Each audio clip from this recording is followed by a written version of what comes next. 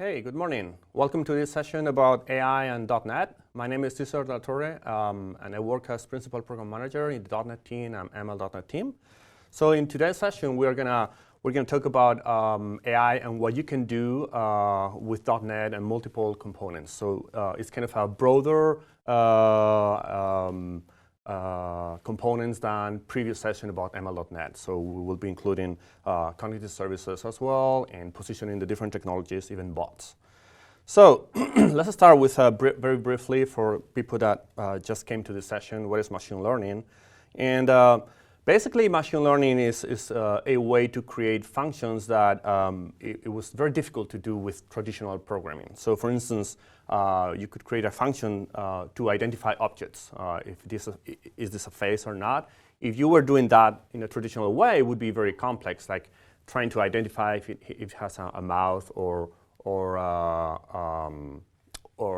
eyes, etc. But instead of that, or another example would be you want to say what's going to be the price of a shirt. So in order to do that with artificial intelligence, you need to train a model. And so therefore, you provide a bunch of data about faces. So you say this is a face, this is not a face. And then based on that training, the model would work. Okay. Something important is that you need a lot of data to train machine learning models. So let's go to the next thing. Okay, so what problems can you solve with machine learning? There are many problems, and also those problems are related to more technical ML tasks. And this is kind of another world for developers, like many things like regression, clustering, anomaly detection, and so on. And what we want to do with Microsoft Development Technologies is to simplify this from a development perspective. And instead of like having to learn the low-level details about machine learning, even like those formulas for logistic regression or whatever, we just want to democratize so it is easy to use AI in general for developers. So let's first position the multiple technologies that we have for AI. And first of all, you could have technologies that you can just consume, like pre-built AI.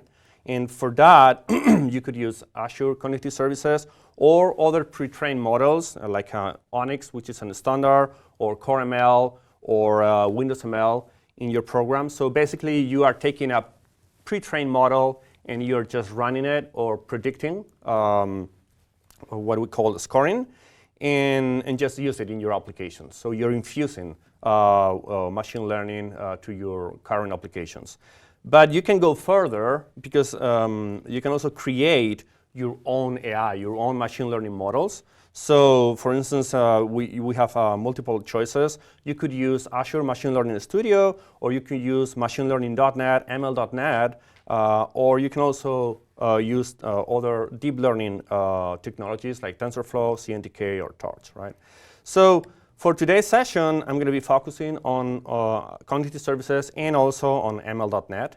And of course, and then from ML.NET, you can also integrate with TensorFlow, as you saw in the previous session about ML.NET from Ankit and Gal.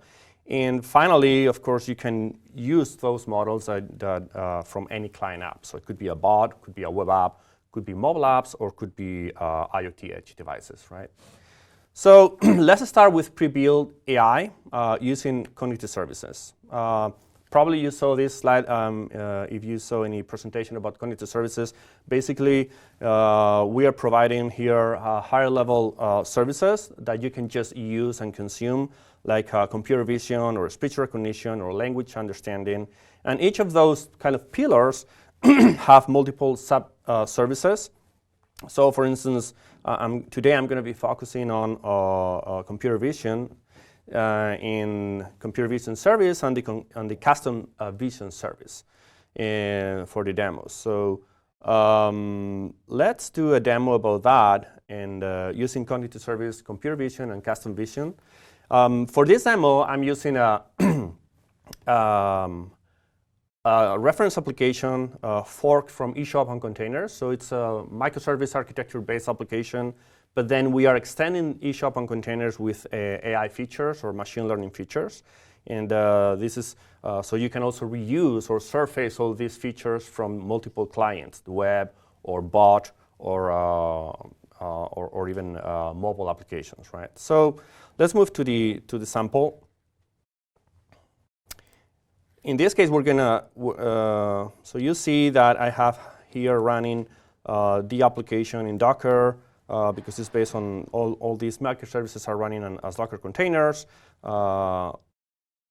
Right? And then most of them are just like regular microservices accessing data, and some of them are using AI features. So this is the application.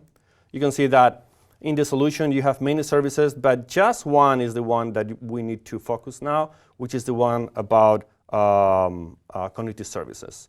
So we'll come back into the code in a minute, but I just want to show you what we can do.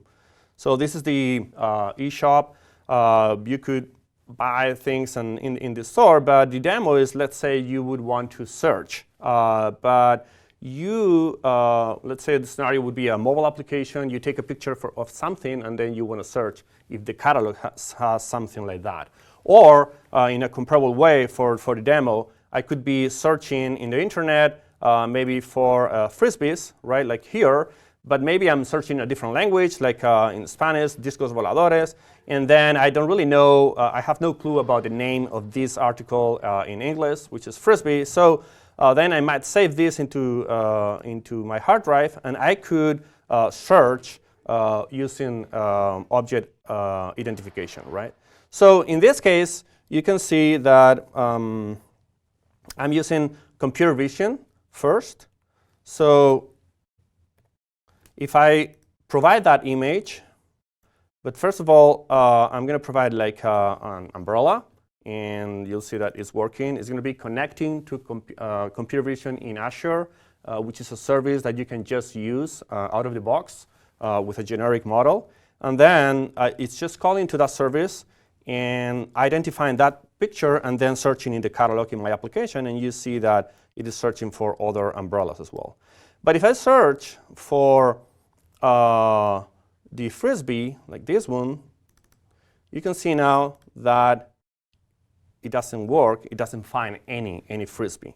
And that's why, because that generic model is not finding that object. It's identifying that object as a dishware instead of a frisbee, right? So let's go to the code and see a little bit about it.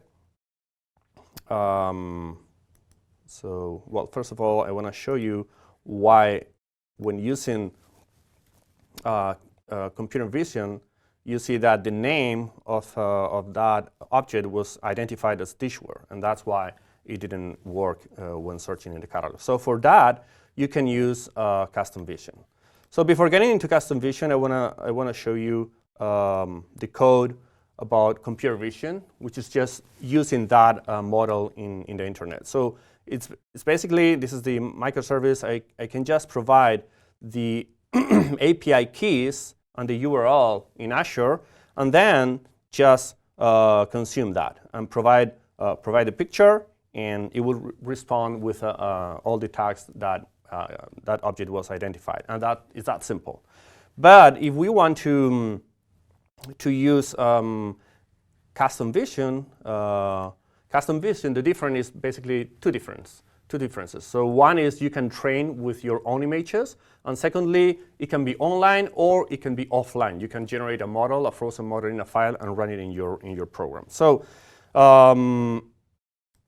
what you can do in this application, eShop on Containers AI is available in GitHub, in .NET Architecture eShop on Containers AI.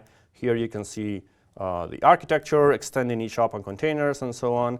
And then in the wiki, you see how to set it up. And one of the points is about custom vision, where the difference here is that you can create your service and then upload a bunch of images that you want to train, in this case about frisbees. And after you train it in Azure, in the internet, then you have two choices. You can You can run it online, like providing the key and the URL, and then just doing a similar way than you use computer vision. Or the other way is that you generate or export a file, like a TensorFlow frozen model file, and then you can use it from your code. So for instance, in this case, if I use the custom vision, I just online, then I would provide the prediction key, and then I will call it with HTTP.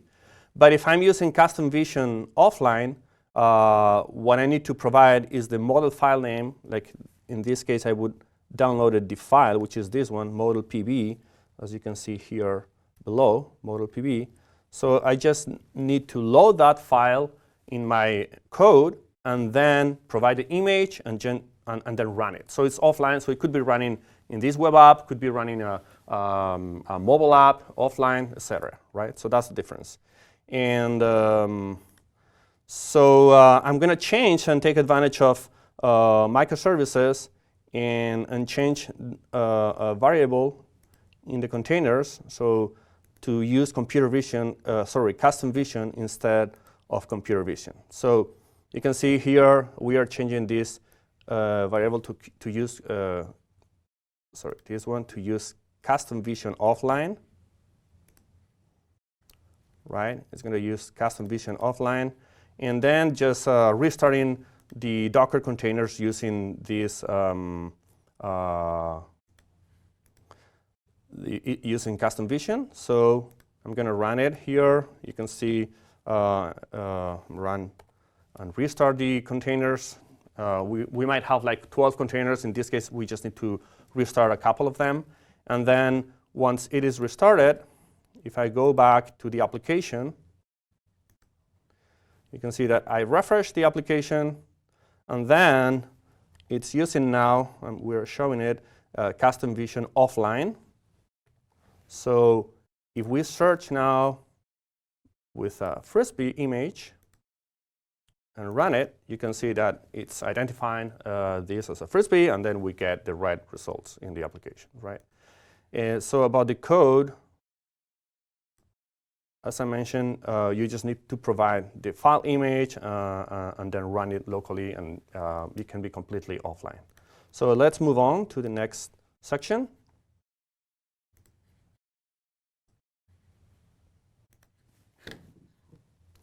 Okay. So now let's talk about custom machine learning, and specifically using ML.NET. So the first question is, okay, so you have pre-trained, pre-built machine learning. Is that enough for me, like cognitive services? Well, as you might know, the answer is it depends. It might fit your needs, but sometimes you need something else. So for instance, if you use cognitive services, sentiment analysis service, and then you provide like this, this is a great vacuum cleaner, then that's a positive, right? But if you provide another sentence like this vacuum cleaner sucks so much dirt, that will be identified as not positive, and you might want to train this in a different way, right? So this is just one example, but there are many cases where you want to not just train with your data, like you can do with custom vision, but also there are other services in cognitive services that you can do custom training, and you might also use different algorithms.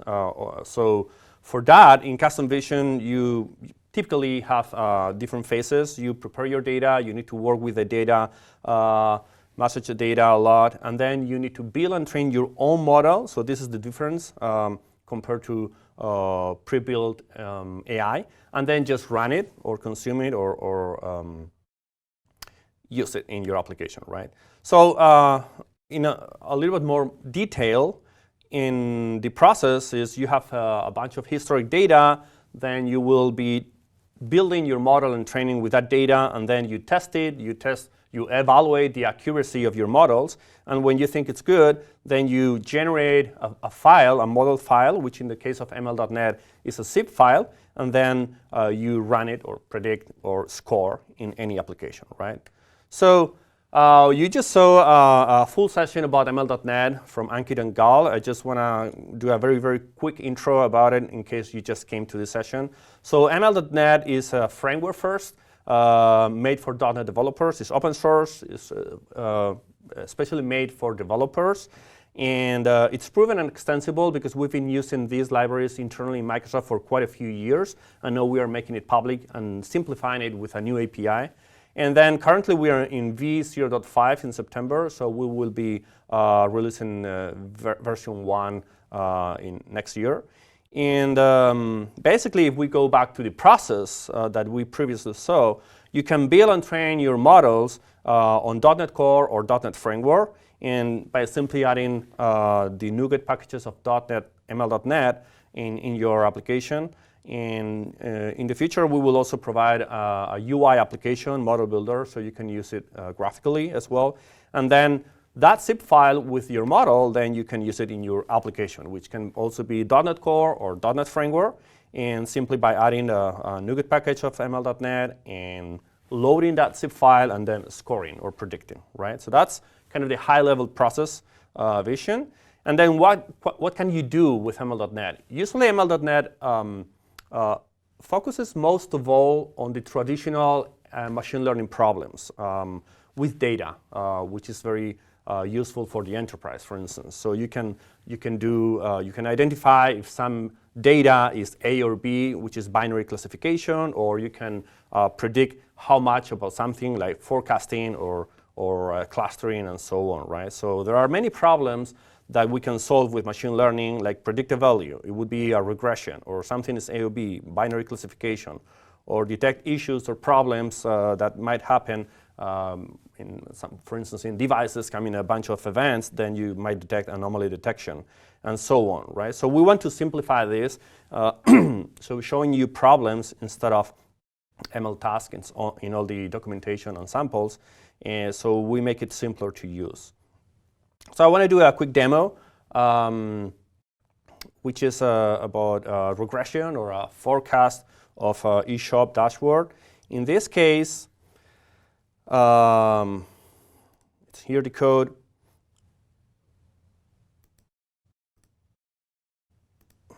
You see we have two projects, because now we need to first build and train the model, and then when we export the model or we generate a zip file, then we will use it in the web application. So that's why we have two separate projects or applications, right? So first of all, let's use the console application to build and train a model. It's a console application here. You can see it's a regular console app.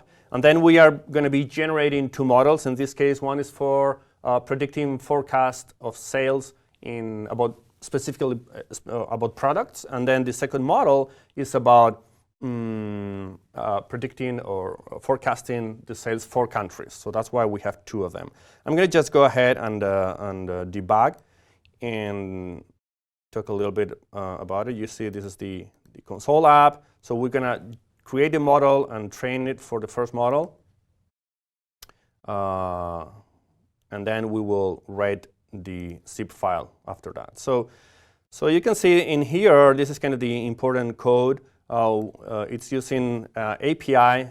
This is the learning pipeline. Might change in a few weeks, but the important thing here is about the concepts. So first of all, you will load the file, like you can see here, the CSV, so file with data, with all the data related to sales about the products. And then in that CSV, we load it into the pipeline, and then we do a bunch of transformations. We need to concatenate data. We need to convert all the data into numeric vectors, and then we need to say what's going to be the label or what we want to predict in the regression. And so it's just like a concatenator, a vectorizer, and then concatenating all the features. And finally, we provide the algorithm that we want to use. In this case, a fast-tree 3D regressor. You could test and try different algorithms and see which one is more accurate. And finally, we train, right? So just it's training now. You can see here training. And then once it is trained, then we generate the the file, right? So just finishes. It's going to go for the second model, but basically it will finish now. And then we have the two models. Okay. So these two models are generated here. If we go to Bing, debug, then you see the two models, one for the countries, one for the products. And these models, you can just copy those files into, like in this case, like a web application. We have the models copied here. And then I'm going to just run it so you can see how it works.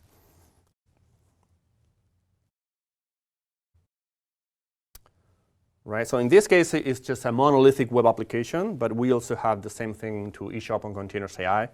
Okay. So here's running the application. So let's try first a forecast for any specific product, like Jumbo. It's searching now the products. Let's select this one. And then here, you can see here all the historic data. And then this last piece of the chart is the prediction of the sales forecast, right? Let's do the same for country and then see some code of what we're doing.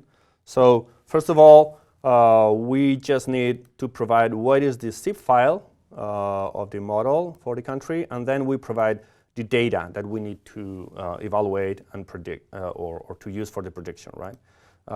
Then let's go and predict.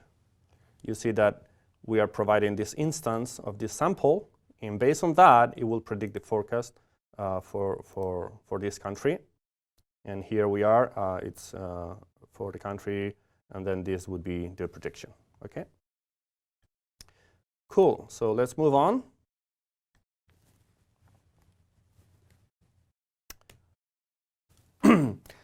So something we really want to highlight is that ML.NET is a framework first, and so it's basically libraries, NuGet packages, but we will also provide tooling for it, and it's for custom machine learning. So you can build and train, or you can then run any model.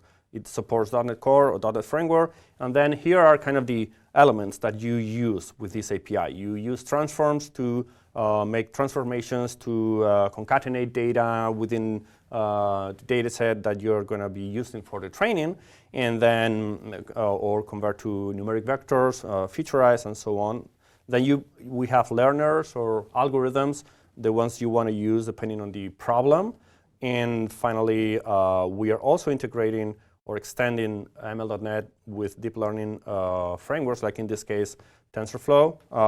In the previous session, I think you saw a demo about that. You can also go and see the blog post that I published yesterday in the .NET blog about the features in ML.NET 0.5.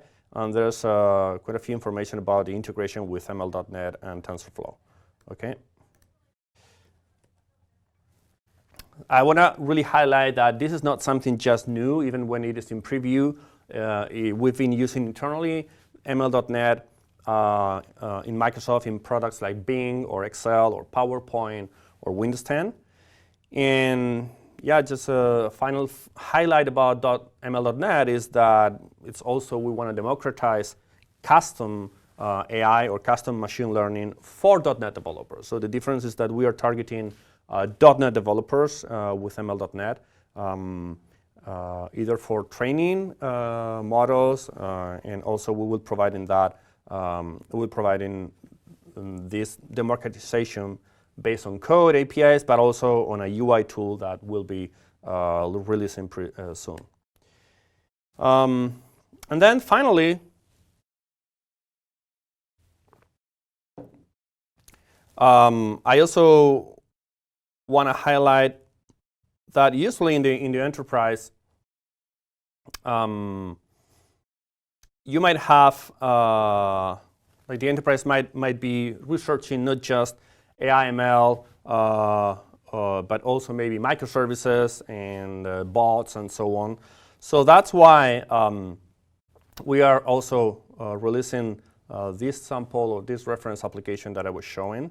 So you can see that in eShop on Containers AI is what you see in the whole picture, but eShop on Containers, so just the reference application for microservices would be the application that is kind of disabled here or grayed.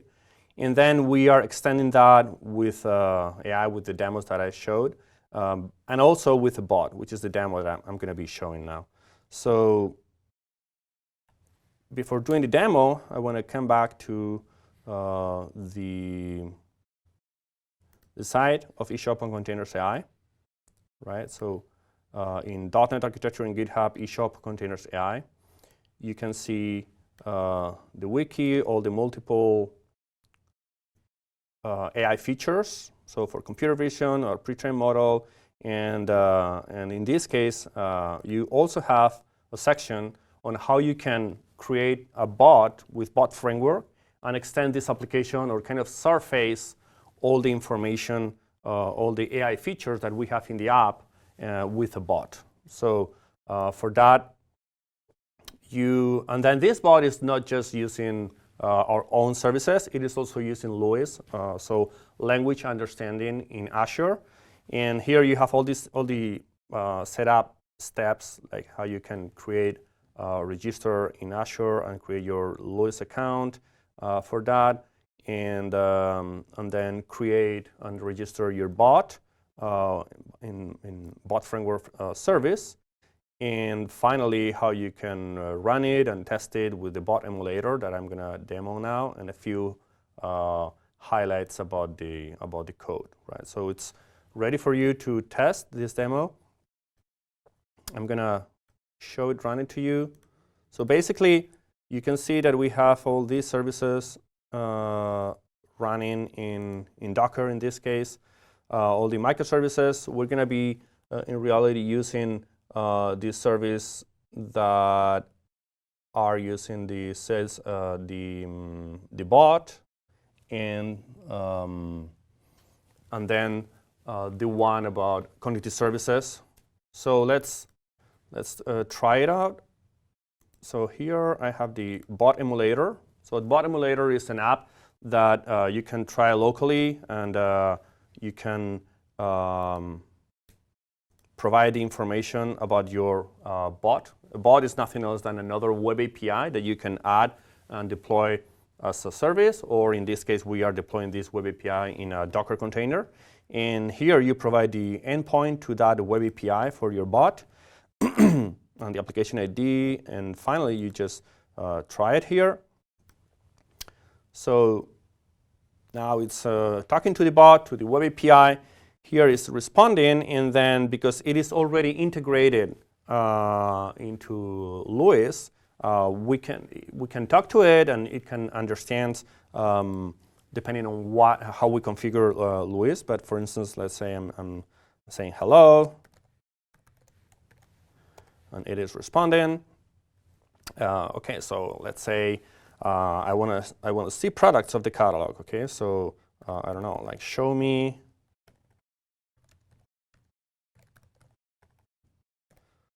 products.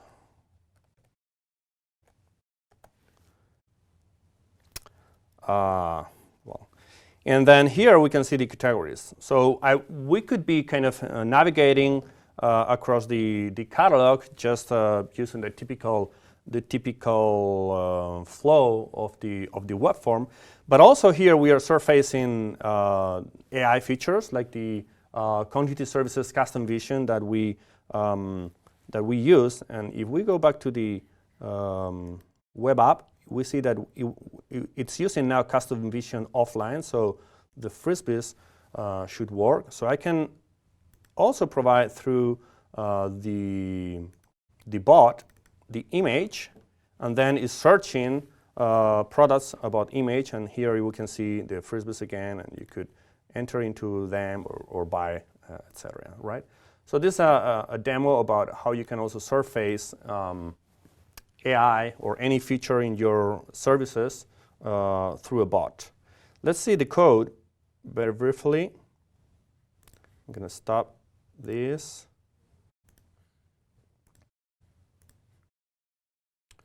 So if we go to the bot,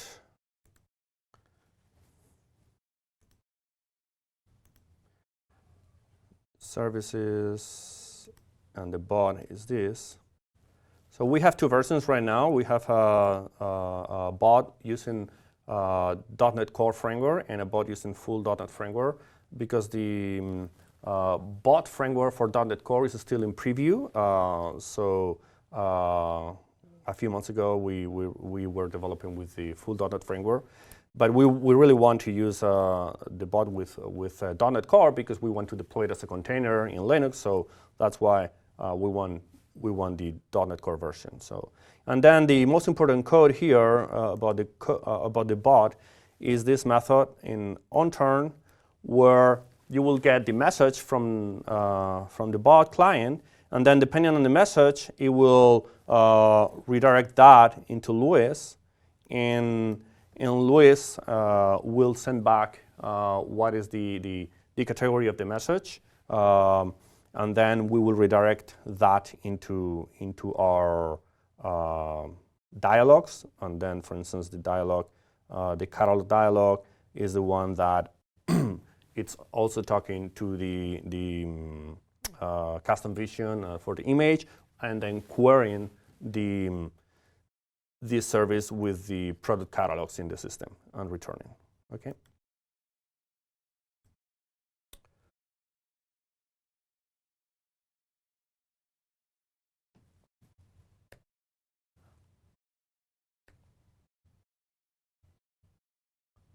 Okay. And then something else that I want to highlight is about Azure Stream Analytics. So this is right now generally available, and you can integrate machine learning and also with ML.NET with Stream Analytics. So Stream Analytics is made so you can gather thousands, millions of events from devices, and then through IoT Hub.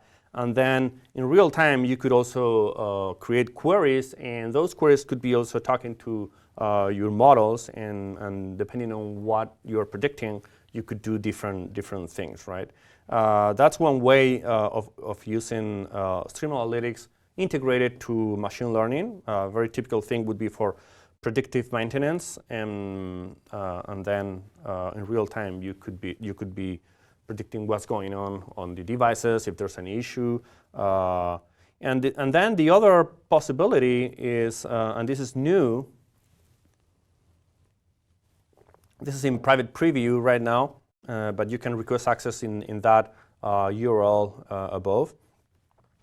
You can also use Azure Stream Analytics within an IoT device, run it on the edge, and gather the events from the devices. Like, let's say you have a Raspberry Pi doing that, or any other IoT edge device, and you run Azure Stream Analytics internally in that device. And you can also, and this is new, you could also, because this is C# as well, you could create a module in C#, which is a C# function, and then use ML.NET for scoring models. So any model that you created, you train outside, then you could reuse it within the IoT edge device, and then on the fly you could be predicting if there's an issue or whatever whatever the problem you're solving or you're predicting, and then finally communicating with the cloud. And that's almost all that I wanted to cover. So you have more resources in the .NET machine learning page. Also, if you wanna see kind of simple hello world, very easy to get started samples, go to github.net machine learning samples.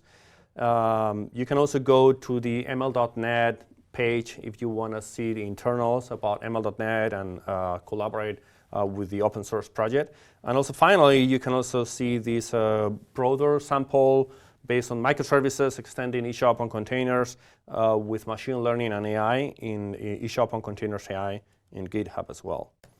I also want to highlight the other sessions in .NET Conf about ML.NET. You might also have seen it, the session about ML.NET from Ankit and Gal. Then there's another session about cognitive services using Xamarin Apps from Veronica. And then, of course, this session that I'm just presenting. And yeah, so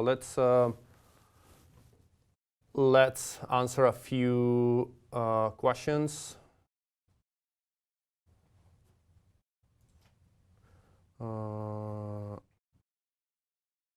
Yeah, that's a good question. So it's saying, so when using Azure Custom Vision, do you need the custom model in the file, in the offline, in order to score for the Frisbee, the demo that I did, or can it also be online? Yeah, so I think I said that, but yeah, it can be offline or online. So when you train all those images in Azure, in the project in Azure with Azure Custom Vision, you have both approaches. You can extract or export the zip file and use it offline, or you can just use the key in Azure and the URL, and then from your service or your web application, you provide the key and the URL, and you just connect to Azure, to the service, and then use the model. Next question.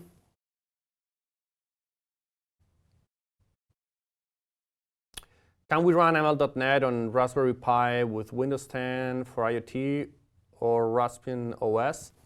I think you can use both. I mean, basically the answer is whatever you can run C# and .NET Core, you can run ML.NET. That's the answer. So in any device that you can run .NET Core, you'd be able to run ML.NET because it's just a libraries or a set of libraries, and use it through a NuGet package. Another question is, what kind of AI ML knowledge should I have in order to work with ML.NET? Okay, that's a good question, because this is precisely kind of our related to the goals of ML.NET.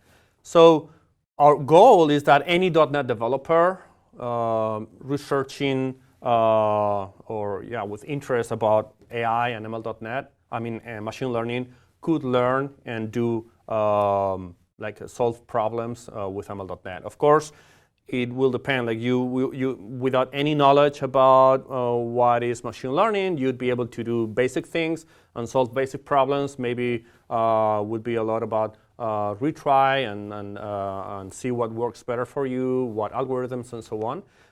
If you have more knowledge about machine learning problems and algorithms and approaches and working with data, then of course it will be a lot easier. But our goal is to provide also the UI, so that UI tool will kind of help you or drive you when you don't know what to use. Because so you will just submit initial data, your data set, and then it will make suggestions about, hey, this data looks like you want to, you could use it for a regression, and maybe this is the value that you could be predicting. And then if you want to do that, we suggest this algorithm or these 3 or 4 algorithms. And then you can play with that, you can try different approaches and then see and evaluate what's going to be better, and then just use it.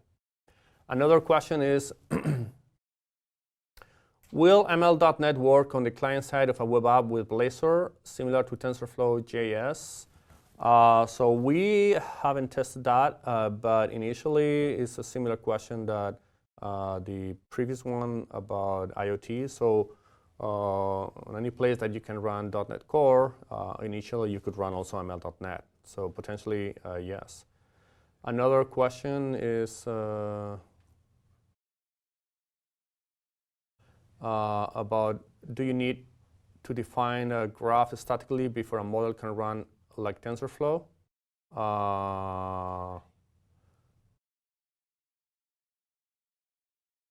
So I'm not sure about that question. If you mean about TensorFlow, if you just send me an email and we can get more details, I would need more information about that. What else? Can you see the other question? Yeah. Is there a way for ML.NET to leverage on GPUs for distributed training? So GPUs are mostly used, or you can take advantage of GPUs most of all on deep learning. So, and then initially in ML.NET, we target more traditional machine learning problems. So we are not using GPU for that.